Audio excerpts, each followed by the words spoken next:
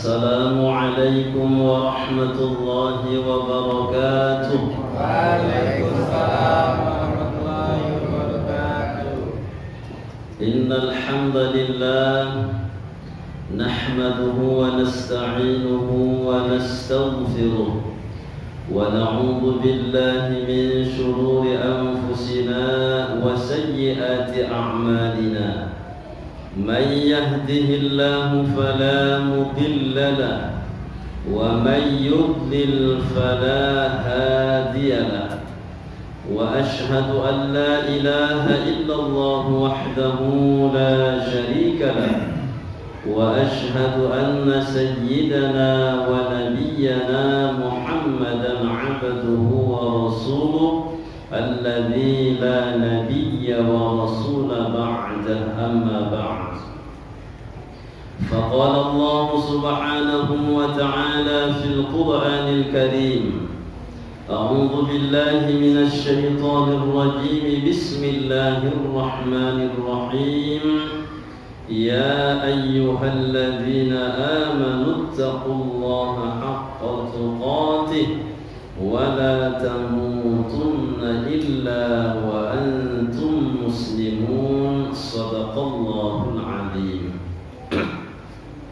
Yang sama-sama kita muliakan pengurus Masjid Islamiyah, mudah-mudahan semua sehat-sehat walafiat. Yang sama-sama kita muliakan Bapak Moderator, pembawa acara, mudah-mudahan beliau sehat-sehat walafiat. Dan dengan dibukanya acara ini dengan begitu semangat, mudah-mudahan majelis ini selalu diberkahi Allah Subhanahu wa taala. Bapak Ibu hadirin hadirat yang berhadir pada malam hari ini, mudah-mudahan kita semua diistiqamahkan oleh Allah Subhanahu wa taala untuk banyak melaksanakan ibadah kepadanya. Amin. Amin ya rabbal alamin. Pembahasan kita pada pertemuan kali ini, pembahasan tentang kajian fiqih, dan kajian fiqih ini termasuk yang ringan, cuman tidak semua orang memahaminya. Yang akan kita bahas terkait dengan cairan yang keluar dari tubuh kita, apakah najis atau tidak. Yang pasti kalau di awal mendengar sudah tahu kita itu adalah najis. Kemudian hewan, cairan yang keluar dari hewan, apakah itu najis atau tidak. Penting juga untuk kita pahami, sebab cairan yang keluar dari hewan itu sering ada di masjid, seperti hewan kucing. Itu masuk ke dalam masjid dan dia membuang cairan. Nah, itulah yang akan kita bahas. Faslun, satu fasal. Wa kullu ma'i'in kharaja minas sabilaini najisun illal maniyya. Semua cairan yang keluar dari dua jalan yang dimaksudkan pada kita, tubuh kita ini, jalan buang air besar dan jalan buang air kecil. Bukan jalan aman, bukan juga jalan puskesmas, tapi dua jalan. Bersyukur kita sehat-sehat, sebab saya menjumpai orang jalan buang air besarnya tak lagi berfungsi. Jadi dia buang air besar, katanya sama saya sudah tak lagi merasakan yang namanya nikmat pada saat buang air besar. Kenapa? Karena dia sudah dipasangkan kateter. Tahu apa itu kan? Dibocor di sebahagian tubuhnya, bisa disebentang dengan pusarnya atau di atas pusarnya, sebelah kanan ataupun sebelah kiri. Dari situlah nanti air besarnya itu keluar. Jadi kita bersyukur sehat-sehat itu, sehat kita ini adalah nikmat dari Allah Subhanahu wa taala. Jadi setiap cairan yang keluar dari dua jalan itu adalah najis.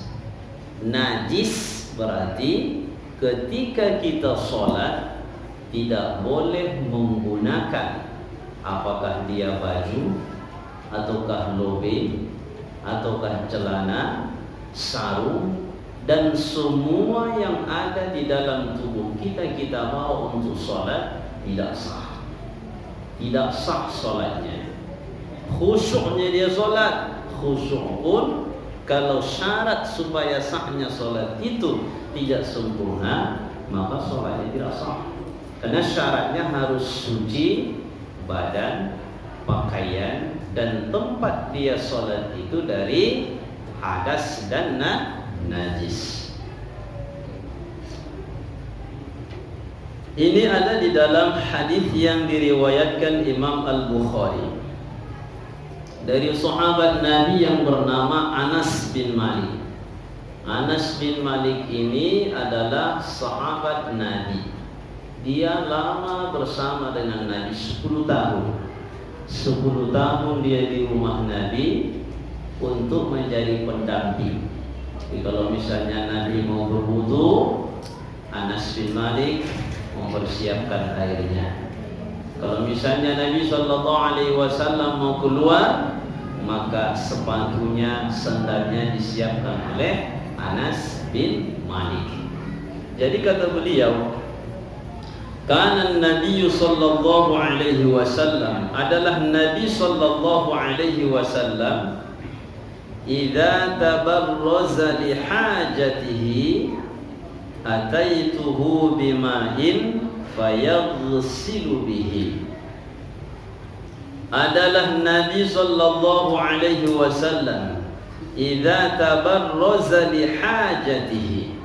Maksud dari tabarraza li hajatihi, kharaja ilal baraz wa huwa al-qada'u, yaitu liyaqdiya hajatahu min baulin aw gha'itin. Jadi ada yang namanya tempat buang air besar atau buang air kecil. Kalau dulu tidak secantik sekarang. Kalau sekarang kadang-kadang kita masuk ke suatu tempat buang air kecil, buang air besarnya itu tak segan kita untuk makan mie seandainya ada. Kenapa? Bersih, ya. Jadi Islam menganjurkan sedemikian. Jadi dulu dia mungkin tempatnya tempat agak di luar rumah, pokoknya tempat yang khusus disediakan untuk qada hajat, cuman tidak secantik sekarang. Jadi Nabi sallallahu alaihi wasallam bila mana hendak keluar untuk buang air besar ataupun buang air kecil, maka Anas bin Malik memberikan air. Jadi air dikasih oleh Anas bin Malik, kemudian fayaghsilu bihi. Nabi sallallahu alaihi wasallam beristinja dengan air tersebut. Ini menandakan bahwa yang keluar itu apakah dia air atau air kecil, ya, cairan dalam bentuk air kecil, ataupun buang air besar. Apakah buang air besarnya itu keras ataupun encer juga, mungkin kebanyakan makan cabai ya.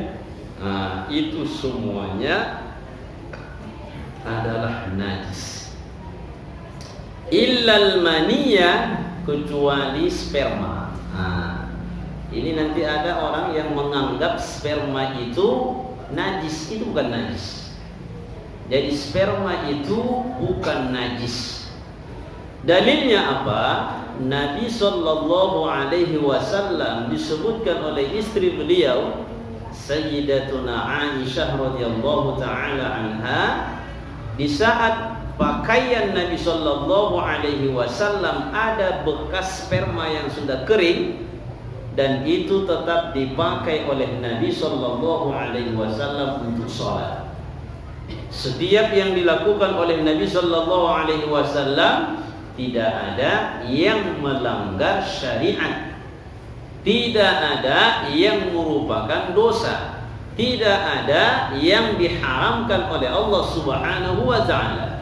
Karena itu Nabi tahu bahwa di pakaian itu ada sperma yang sudah kering, itu menandakan bahwa sperma itu bukan najis. Karena itu kita semua harus memahami bahwa asal kita proses pembuahan itu dari sperma seorang ayah dan juga seorang ibu. Maka jadilah kita nih, ada yang sudah berjenggot, ada yang kumis, semua kita tumbuh dari air yang hina, yaitu sperma. Karena itu tidak pantas seseorang untuk hidup dalam keadaan sombong. Kenapa? Karena dia berasal dari setetes air mani yang hina. Ya, air mani nggak ada yang beli. Kalau misalnya ada seseorang yang keluar itu tidak laku. Tapi kalau telur ayam laku, Pak? Laku telur ayam. Berarti lebih berharga telur ayam daripada asal kejadian kita itu, ya. Maka tak boleh kita sombong. Jadi semua yang keluar dari dua jalan tadi adalah najis kecuali sperma. Itu yang tidak najis. Nah, bagaimana kalau misalnya yang keluar itu tidak kotoran? Jadi apa yang keluar? Yang keluar itu batu cincin. Rupanya buang air besar dia keluar batu cincin 5 biji. Ada batu giok, ada batu apa lagi, Pak? Pokoknya batu nisan. Kalau batu nisan enggak ada yang keluar ya.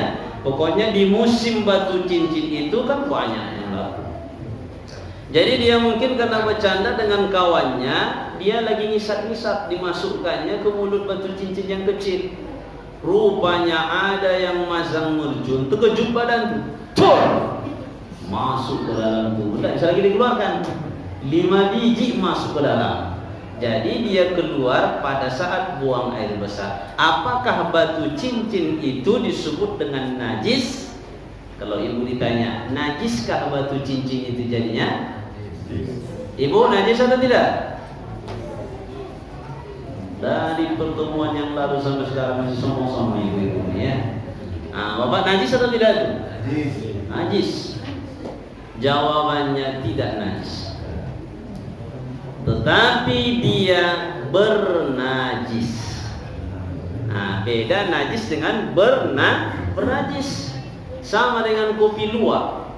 Kopi luwak. Bapak pernah menikmati kopi luwak kan?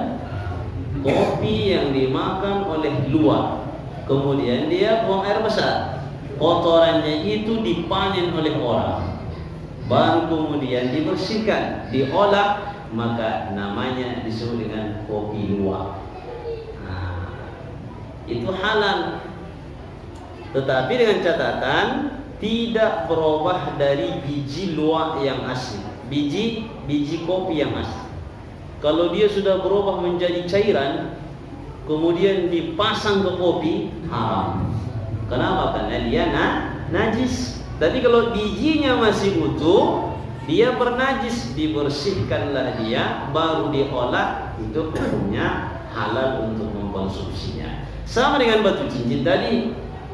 Batu cincin yang tertelan oleh seseorang di saat dia keluar pada saat buang air besar, walaupun disebut setiap yang keluar dari salah satu dua jalan, apakah jalan buang air kecil, apakah jalan buang air besar, itu adalah najis. Lalu apakah batu cincin menjadi najis? Tidak. Kenapa? Karena dia tidak berubah dari bentuk yang asli, cuman dia dibalut dengan najis. Kalau dia sudah keluar, kembalikanlah kepada yang punya. Jadi batu cincin itu punya kawan, kita bisa. Begitu dia keluar, kasihkan, dengan catatan bersihkan dulu. Jangan masih ada pembalut, dibungkus langsung. Ini Pak batu cincinnya. Ini kenapa beda warnanya? Ini namanya hiasannya. Kalau tak ada hiasan ini, barang ini tak berharga lagi katanya kan? Itu tidak boleh. Kenapa? Karena dia memberikan najis kepada orang. Bersihkanlah batu cincin itu, kemudian diserahkan kepada yang punya. Siapa? Apakah sahabat dekat kita atau orang yang jauh dengan kita, karena dipinjam oleh kawan, dikembalikanlah dia. Kenapa? Karena dia milik orang lain. Jadi dia tidak dianggap sebagai najis, namun dia bernajis. Karena dalam tubuh kita, usus kita ini, kalau yang keras-keras dia tidak bisa mengencerkannya, termasuk biji cabai, kemudian biji rimbang. Tahu rimbang apa ya? Rimbang, obat mata itu. Kemudian biji terong, jambu, rambutan, biji rambutan ditelaninya. Bisa jadi karena ada rambutan yang tidak lekang, dia makan biji rambutan, karena ada yang tinggal, nggak puas kalau dibuang, kata ditelaninya ada 50 biji, besoknya baru keluar bola mata. Di saat buang air besar mesti harus memakai alat pencongkel supaya bisa keluar. Baik. Jadi wa ghaslu jami'il abwali wal awrathi wajibun. Kemudian harus dipahami bahwa membasuh semua air kecil, air seni, wal awrathi, dan kotoran air besar, wajibun adalah wajib. Itulah yang kita sebut dengan istinja. Istinja itu hukumnya wajib. Karena dulu di saat Nabi Shallallahu Alaihi Wasallam bersama dengan sahabat melewati pekuburan, Nabi berhenti, di stop oleh Nabi, berhenti, kemudian turun dari kudanya. Sebab kuda Nabi waktu itu ribut, tidak mau dia jalan. Lalu Nabi turun, kemudian mengambil pelepah kurma, dipatahkan Nabi, baru diletakkan di pekuburan. 2 pekuburan. Sabda Nabi, 2 mayit di dalam kuburan ini sedang disiksa oleh Allah. Jadi ada malaikat yang diutus oleh Allah untuk menyiksa 2 si mayit di dalam kuburan. Tahu Nabi itu adalah mukjizat Nabi Shallallahu Alaihi Wasallam, bisa mengetahui kondisi seseorang di dalam kuburannya. Tapi Nabi Shallallahu Alaihi Wasallam kemudian menyebutkan 2 orang ini melakukan sesuatu yang mereka tidak anggap dosa besar. Yang pertama, disiksa di dalam kuburan karena semasa hidupnya dia tidak mau istinja dari buang air kecil. Nggak mau istinja, disiksa. Yang satu lagi disiksa karena dia selalu namimah semasa hidupnya. Apa yang dimaksud dengan namimah? Ada 3 orang yang belanja sayur ke kedai ibu. Yang 3 orang ini belanja, cerita-cerita yang 3 orang. Di saat satu pulang, tinggal 2 karena menawar kentang lagi lama nih. Yang 2 orang ini, kemudian satu di antaranya menceritakan kawan yang pulang tadi, tujuannya supaya berkelahi dengan lawan cakapnya. Ini namanya namimah. Kalau bahasa di sini di kita ini apa namanya? Apa? Kenapa adu domba? Kenapa nggak adu kuda? Adu domba ya, lagu Roma itu kan? Adu domba, pantasan Bapak tahu ya? Adu domba. Jadi mengadu domba ini membuat orangnya disiksa di dalam kuburan. Jadi kenapa Nabi Sallallahu Alaihi Wasallam meletakkan pelepah kurma di atas kuburan tersebut? Karena sepanjang pelepah kurma itu masih basah, dia bertasbih kepada Allah. Maka tasbih dari tumbuhan itulah yang diharapkan untuk menjadi sebab Allah ringankan siksa 2 orang di dalam kuburan itu. Makanya Bapak Ibu, kalau ziarah, tidak boleh mencabuti rumput kuburan. sepanjang rumput itu tidak membuat semak. Ya, dia masih bersih. Kalau rumput-rumput yang kecil biarkan dia di kuburan. Kenapa? Karena kalau dia dicabut berarti mengurangi hak si mayit di dalam kuburan. Si mayit di dalam kuburan akan bermanfaat baginya tumbuhan yang tumbuh itu dengan tasbihnya. Maka ketika kita cabut, nanti kemudian kita buang, berhentilah bertasbih tumbuhan tadi, maka berkurang hak si mayit di dalam kuburan. Nah, jadi kalaupun ziarah yang sudah kering, yang sudah mati dibuang. Kalau yang masih muda biarkan dia. Kecuali ada rumput yang membuat semak, hilang kuburan itu, tak dibersihkannya. Kenapa? Bertasbih di kuburan katanya. Nah, itu sudah lain ceritanya. Dibersihkan bagaimana supaya kuburan itu tetap nampak dia, supaya bisa menziarahinya. Nah, jadi dua orang tadi disiksa, satu karena tidak istinja, kemudian yang satu karena melakukan namimah. Maka kita di saat buang air kecil maupun buang air besar wajib hukumnya untuk beristinja. Dengan apa? Boleh dengan batu. Tapi nampaknya kalau batu tak ada lagi kita nih ya. Jarang menggunakan batu. Dulu di masa-masa Nabi sahabat itu masih. Kalau sekarang batu itu sudah beralih ke tisu. Kalau tisu misalnya di pesawat mana ada air. Saya nanti kalau mau istinja bawa aqua nggak bisa. Yang dibawa pun dibatasin. Maka di pesawat itu nanti kita hanya disiapkan tisu. Saya nggak biasa. Walaupun tak biasa, gunakanlah tisu itu. Jangan biarkan selesai langsung duduk. Yang di kiri kanan akan merasa, kok bro bawa AC ini katanya kan. Banyak kawan tuh yang tak istinja. Jadi tisu itu karena dia kesan sudah bisa mewakili untuk beristinja. Cuman nanti dalam kajian fikih ini batu boleh dijadikan sebagai alat untuk beristinja sepanjang kotoran itu tidak lewat dari batasan. Dan air besar, misalnya kalau ada orang yang buang air besar, yang keluar itu mesti harus yang keras. Kalau dia mencret misalnya, sakit perut, itu tidak bisa lagi dengan istinja dengan batu. Kenapa? Karena orang yang mencret pasti nanti dia sudah lewat batas yang boleh beristinja dengan batu. Maka mesti dengan air. Nah, jadi tisu daripada tak gunakan saja, itu yang ada ya. Oh, tidak ada tisu, pulang kampung dia, air nggak ada, batu nggak ada, jadi apa yang ada? Kayu pun boleh, asal jangan kayu bakar orang ya, nanti bisa membuat fitnah, ribut gara-gara istinja yang tersebut. Jadi dengan daun boleh, daun yang kering, jangan yang basah. Yang pastinya istinja hukumnya wajib, jangan tidak beristinja. Nah, membasuh kotoran ini kalau kena baju kita, misalnya ada baju kita, kena air seni kita, kena air besar kita, wajib kita membasuhnya. Membasuhnya dengan cara apa? Menyiramkan air. Ambil air, misalnya ada orang sekarang buang air besar tak peduli.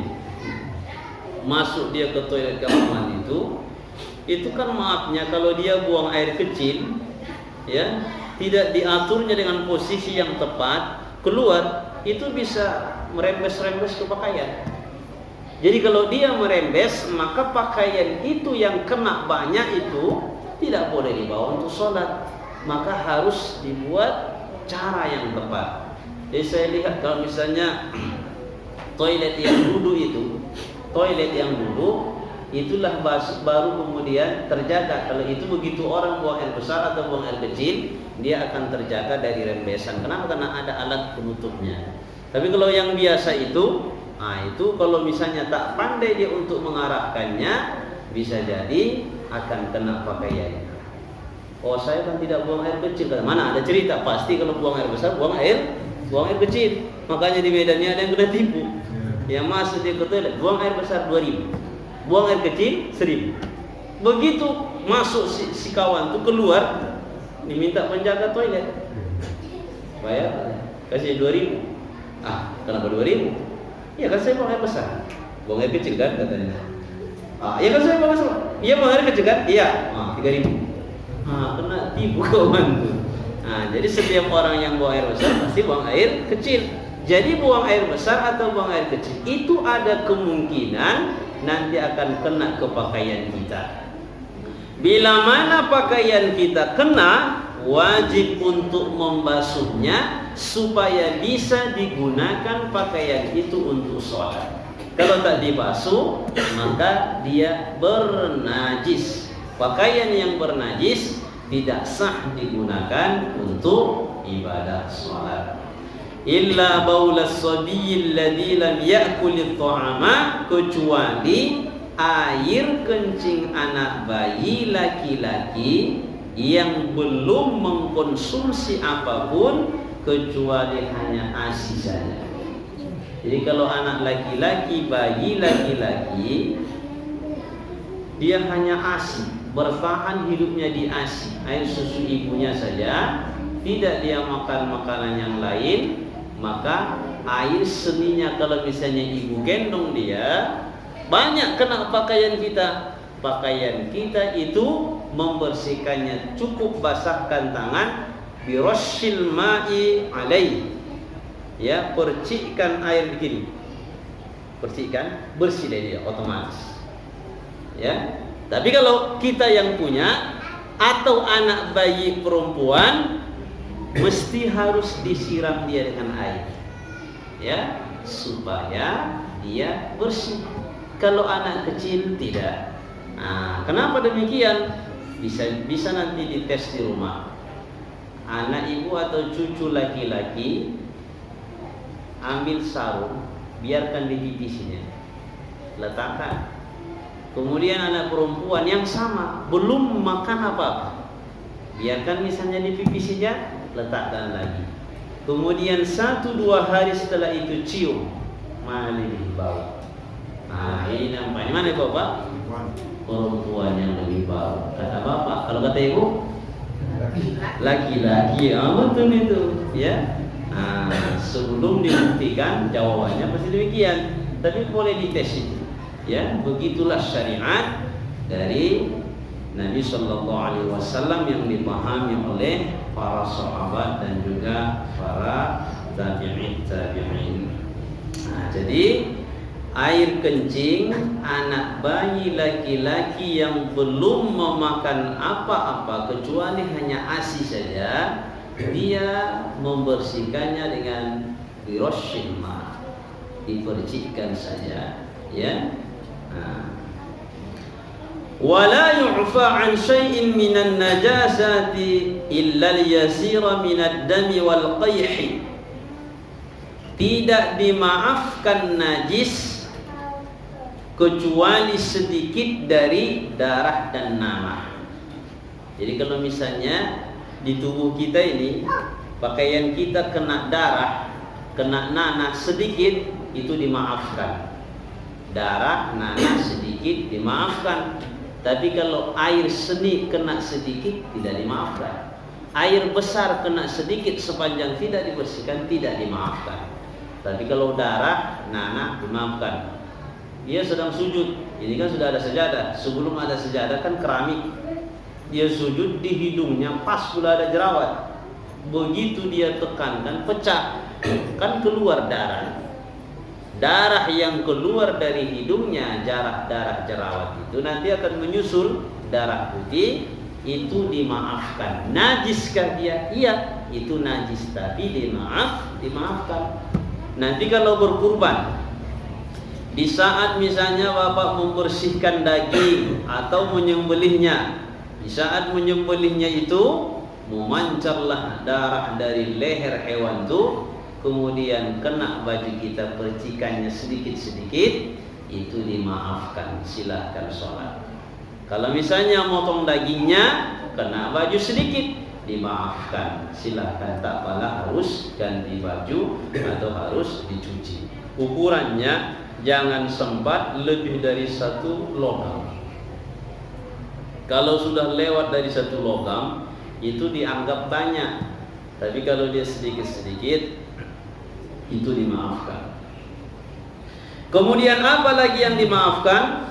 Wa ma la nafsa lahu sa'ilatun, dan hewan yang tidak memiliki darah mengalir itu dimaafkan.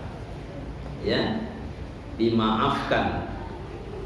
Contohnya apa? Apa hewan yang darahnya tidak mengalir, Pak? Nyamuk mengalir darahnya? Enggak mengalir. Cicak di dinding. Nah, ya, itu mengalir darahnya, Pak? Nampaknya tidak juga, ya. Tikus, oh mengalir, ya. Apalagi tikus sekarang besar-besar. Kucing itu pun minggir, ya. Takut tikus, kucing sama tikus. Kalau dulu tikus lari menengok kucing. Kalau sekarang datang tikus, di situ kucing, dilirik tikus tuh. Hei, katanya kan. Kucing itu pun segan. Enggak, ini sebesar saya nih, katanya kan. Akhirnya kucing sama tikus diam-diaman, ya. Nah, enggak laku lagi kucing untuk memerangi tikus. Bedanya banyak kali, tikus besar-besar. Nah, jadi idza waqa'a fil ina'i, apabila hewan yang tidak ada darahnya mengalir itu jatuh ke satu bejana, misalnya ini air minum. Ini ada air minum. Dibukalah air minum ini, maka jatuh ke sini hewan yang tak ada darahnya mengalir, tak mengalir darahnya. Bisa nyamuk, bisa lalat. Nah, kalau kecoa kan.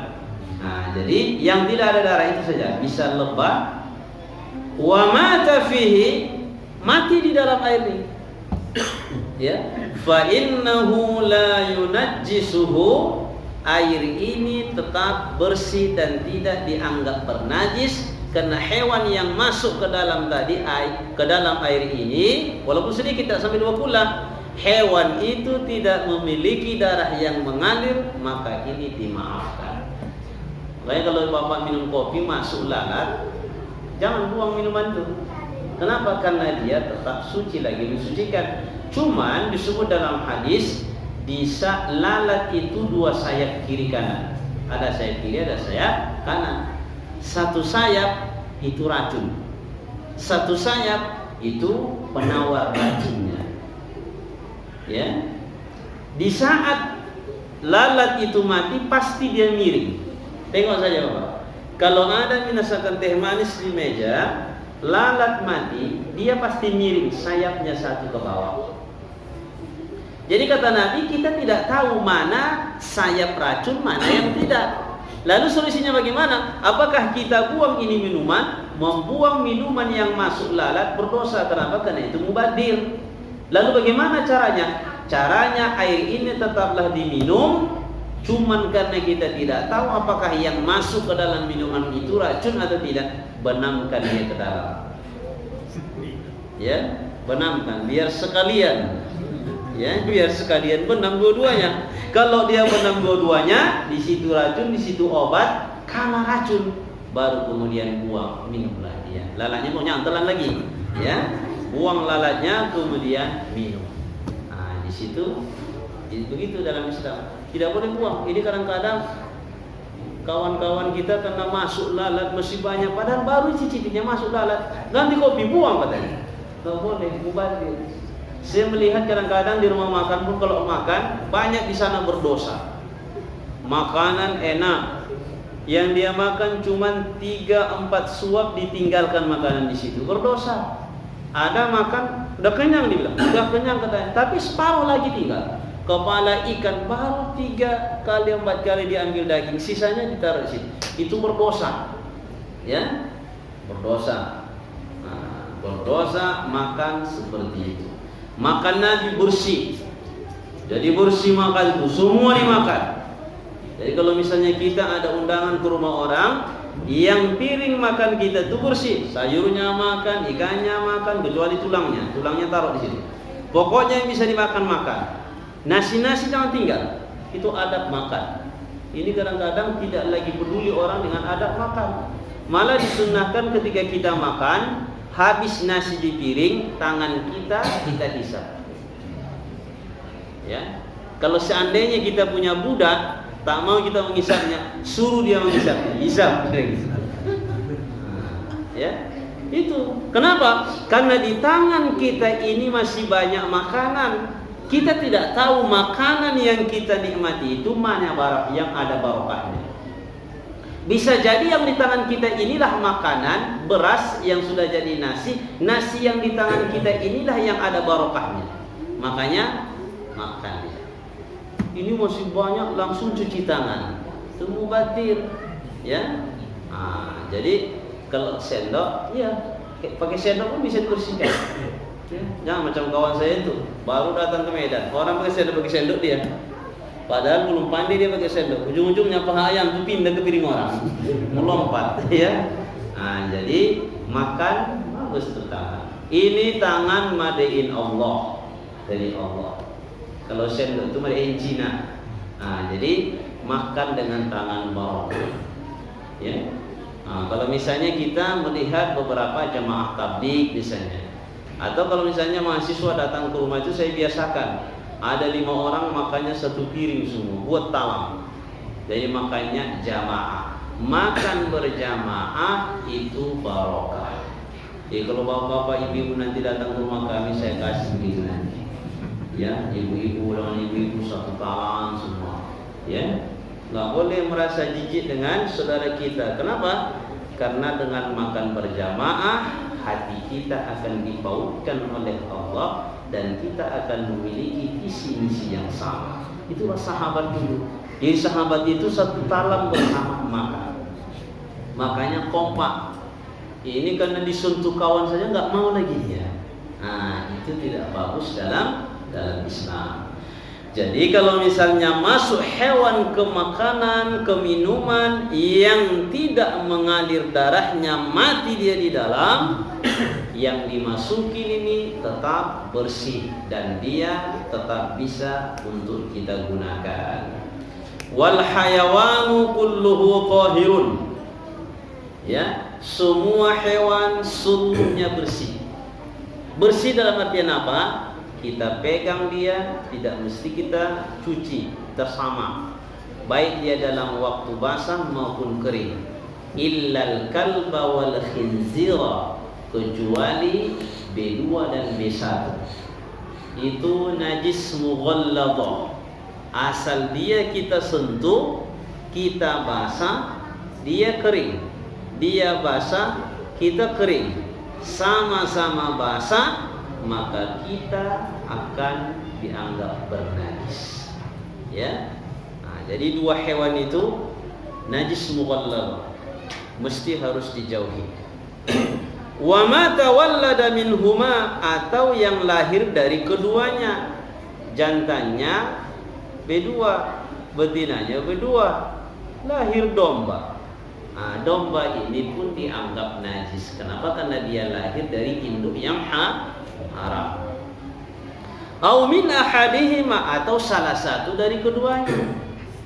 Bisa misalnya B2 jantannya, betinanya kambing. Ya. Awalnya enggak biasa-biasa saja, karena dia disatukan oleh yang punya satu kandang. Lama-kelamaan, pandangan pertama, kedua, ujung-ujungnya memiliki rasa. Terjadi rasa, kawinlah hewan. Misalnya lahir kambing, ayahnya siapa? B2. Maka kambing itu dihukumi haram. Begitulah najisnya hewan tersebut. Ya, B2 itu hewan paling jorok. Hewan paling jorok, lehernya pun enggak ada. Semua hewan disembelih tapi dia enggak punya leher. Rakusnya luar biasa, kotorannya pun dia makan. Begitupun yang namanya B2 tidak mau daun tembakau. Tidak mau daun tembakau. Kangkung masuk habis, kol masuk habis. Tapi begitu dimasukkan daun tembakau, dia enggak mau. Ini bukan makanan kami. Adik-adik, bapak-bapak mau daun tembakau. Ini yang paling parah ini, ya. Berarti mana lebih parah si bapak itu dengan B2 tadi? Mana lebih parah, Pak? Mana lebih parah? B2 ya? Lebih parah lah si bapak yang merokok tadi, kan? Luar biasa ya. Wal maitatu kulluha najisatun. Jadi kalau selain dari hewan yang dua ini, seandainya dia ada bersama dengan kita, kita sentuh dia baik kita sedang sholat atau tidak, tetap kita bersih. Ya, sepanjang hewan hidup. Jadi ular kalau dipegang ular itu dia bersih. Dia tidak dianggap sebagai najis. Cuman ngapain pegang ular kobra kan? Nanti mendiam. Nah, tapi kalau seandainya ada ular masih hidup, kita pegang, tidak mesti dibasuh. Kenapa? Karena dia bukan najis. Kecuali dia sudah mati. Kalau dia sudah menjadi bangkai, barulah dia dianggap sebagai najis. Semua hewan yang matinya mati, tak disembelih kalau boleh dimakan. Kambing dia, lembu, kerbau mati, tidak mati disembelih, maka ini dianggap sebagai najis. Bangkai dia, bangkai jadi najis. Tapi kalau hewan kurban dipotong, dia bukan najis. Dia bukan najis lagi. Kenapa? Karena dia mati yang halal. Tapi kalau dia mati tidak disembelih, dia akan menjadi bangkai. Kecuali ada dua hewan tidak disembelih, dia tetap tidak dianggap sebagai najis. Yaitu apa? As-samaka wal jarada. Ada tiga. As-samaka wal jarada wal adaniyah. Yaitu ikan tidak najis. Ya, seandainya ada mati ikan, ambil aja, masak, makan. Ya. Kemudian apalagi jarad, belalang. Ya. Jarad, belalang. Belalang itu tidak dianggap sebagai najis. Dulu kami masa-masa kecil di sawah ada itu belalang yang banyak. Ya, kalau misalkan dia mau panen, ada hampir segini dia. Nanti dimasukkan ke botol baru dimasak. Masak, digoreng, tidak pakai minyak. Panaskan belalang itu diginikan. Merah dia macam udang. Itu masa dulu, masa kecil kami masih saya nikmati itu. Ya. Nah, belalang. Siapa lagi? Wal adaniyah, manusia. Manusia bukan bangkai. Jadi kalau ada manusia yang meninggal dunia, dipegang dia, kita peluk dia, kita cium dia, dia bukan bangkai. Jadi tidak mesti kita cuci kita. Cuman kalau memandikan jenazah, sunnah kita mandi setelah memandikan jenazah. Nah, jadi bangkai manusia katanya itu bukan najis. Walaupun manusia sudah menjadi bangkai, itu tidak dianggap sebagai najis.